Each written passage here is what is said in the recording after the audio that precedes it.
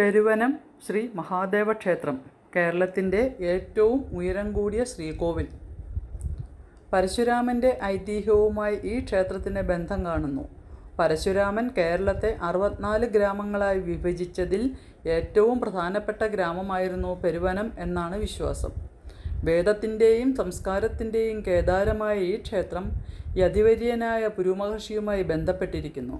പുരുമഹർഷിയുടെ തപസ്സുകൊണ്ട് ധന്യമായ വനം പുരുവനം എന്നും കാലക്രമേണ പെരുവനം എന്ന പേരിലും പ്രസിദ്ധമായി തീർന്നു. പെരുമാൻ കുടികൊണ്ട സ്ഥലം പെരുമനം എന്ന് മറ്റൊരു വ്യാഖ്യാനവുമുണ്ട്. കേരളത്തിലേക്ക് വരാൻ സന്നദ്ധരായ ബ്രാഹ്മണർ അവരുടെ ആവാസ കേന്ദ്രത്തിലെ ശിവസാന്നിധ്യം അഭ്യർത്ഥിച്ചു. ശിവൻ പാർവതീസമേതനായി പെരുവനത്തു സന്നിഹിതനായതിൻ്റെ കാരണം അതാണത്രേ. ഇവിടെ തൊഴുന്നതിന് ഒരു പ്രത്യേക ചിട്ടയുണ്ട്. പെരുവനം ക്ഷേത്രത്തിൽ ഉഷപൂജയോടെയാണ് ഒരു ദിവസം ആരംഭിക്കുന്നത്. പന്തീരടി പൂജയ്ക്ക് ഇരട്ടയപ്പൻ ധാര, മാടത്തിലപ്പന് പൂജ, ഉച്ചപൂജ, ദീപാരാധന, അത്താഴപൂജ എന്നീ ക്രമത്തിലാണ് പൂജാവിധി.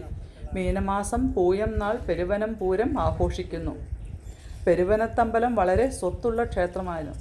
ഈ ക്ഷേത്രം വക സ്വത്തിൻ്റെ ആദായത്തിൽ ദേവൻ്റെ നിത്യനിദാന നിരന്തരങ്ങൾക്ക് ആവശ്യമുള്ളത് കഴിച്ച് ബാക്കി മുഴുവനും ഗ്രാമജനങ്ങളുടെ യോഗക്ഷേമത്തിനായി ഉപയോഗിക്കണമെന്നായിരുന്നു ഗ്രാമനിശ്ചയം. ഉച്ചപൂജയുടെ ചെലവ് തിരുവിതാംകൂർ ദേവസ്വം ബോർഡും ക്ഷേത്രഭരണം കൊച്ചിൻ ദേവസ്വം ബോർഡുമാണ്.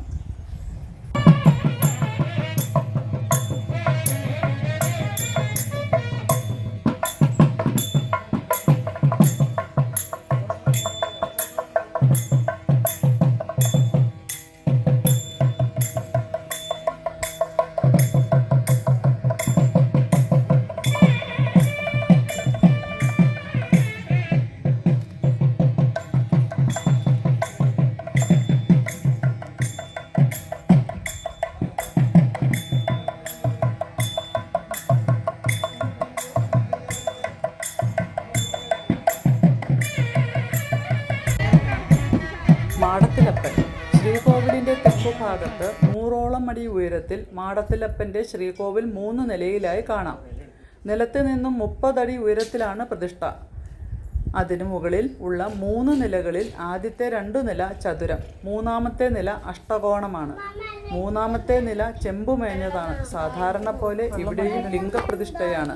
ലിംഗത്തിൽ പീഠം ഉൾപ്പെടെ 7 അടിയോളം പൊക്കമുണ്ട്. നല്ല വണ്ണവുമുണ്ട്. മഹാലിംഗമാണ്. ആനയെ ഉപയോഗിച്ചാണ് ലിംഗം ഉറപ്പിച്ചത്. മുകളിലത്തെ നിലയുടെ 3 വശങ്ങളിലുള്ള ഭിത്തികളിൽ വിഷ്ണുവിൻ്റെയും ശിവൻ്റെയും ബ്രഹ്മാവിൻ്റെയും പ്രതിമാശില്പമുണ്ട്. സാമൂതിരി തൃക്കണാമതിലകം ക്ഷേത്രത്തിൻ്റെ മാതൃകയിൽ നിർമ്മിച്ചതാണ് മാടത്തിലപ്പൻ ക്ഷേത്രം എന്നാണ് പഴമ. 26 പടികളുണ്ട് മാടത്തിലപ്പൻ്റെ സോപാനത്തിൽ. അതിനാൽ ഭക്തർക്ക് സോപാനപ്പടികൾ കയറി വേണം ദർശനം നടത്താൻ.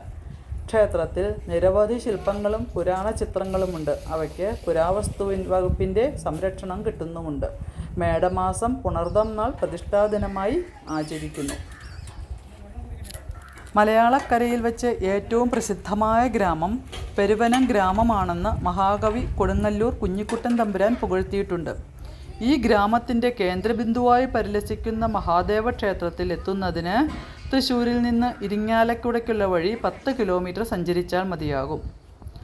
ആയാതു ശിവലോകം ന കലാവിധി വിലോകനാൽ ചിന്തയാ സംഗീനാരംഭി ദേവപൂര മഹോത്സവ എന്ന ശ്ലോകം അനുസരിച്ച് ആദ്യത്തെ പെരുവനം പൂരം തുടങ്ങിയ കലിദിന സംഖ്യയെ സൂചിപ്പിക്കുന്നു. അതായത് 1400 വർഷങ്ങൾക്കു മുൻപ് കുംഭമാസത്തിലെ പൂരം നാളിൽ കൊടികയറി മീനത്തിലെ പൂരത്തിന് ആറാട്ട് വരത്തക്ക വിധം 28 ദിവസത്തെ മഹോത്സവം ഈ സന്നിധിയിൽ അനവധി വർഷങ്ങൾ നടത്തിയിരുന്നതായി വിശ്വസിക്കപ്പെടുന്നു. ഇവിടുത്തെ പ്രധാന പ്രതിഷ്ഠാദേവനായ ഇരട്ടയപ്പൻ പുറത്തേക്ക് എഴുന്നള്ളണമെങ്കിൽ തിടമ്പേറ്റുന്ന ഗജവീരൻ ചവിട്ടുന്ന സ്ഥലമത്രയും വെള്ളയും കരിമ്പടവും വിരിക്കണം. കേരളത്തിലെ 56 രാജാക്കന്മാരും വാളും പരിചയവുമായി അകമ്പടി സേവിക്കണം. തങ്കക്കോപ്പുകളണിഞ്ഞ 21 ആനകൾ അകമ്പടി സേവിക്കണം.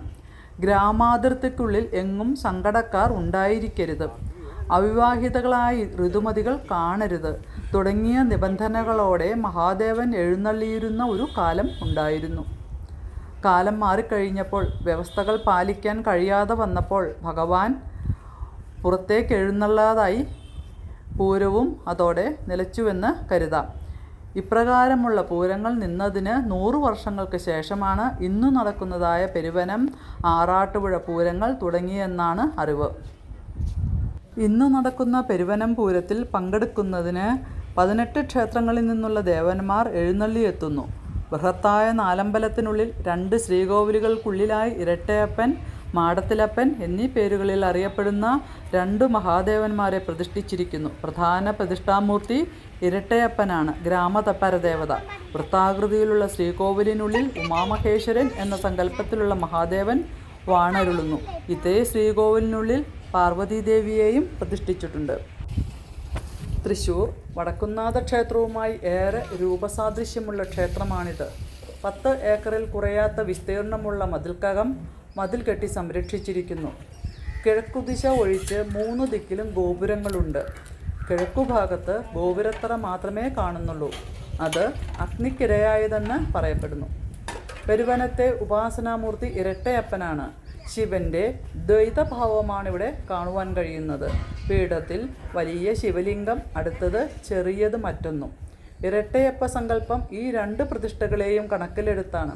ശിവലിംഗത്തിന് 6 അടിയോളം ഉയരമുണ്ട്. മാടത്തിലപ്പൻ, ദക്ഷിണാമൂർത്തി, ശ്രീപാർവതി, ഗുരുമഹർഷി, ഗണപതി, രക്തേശ്വരി, മണികണ്ഠശിവൻ, ഗോശാല കൃഷ്ണൻ എന്നീ പ്രതിഷ്ഠകളും ഉണ്ടിവിടെ.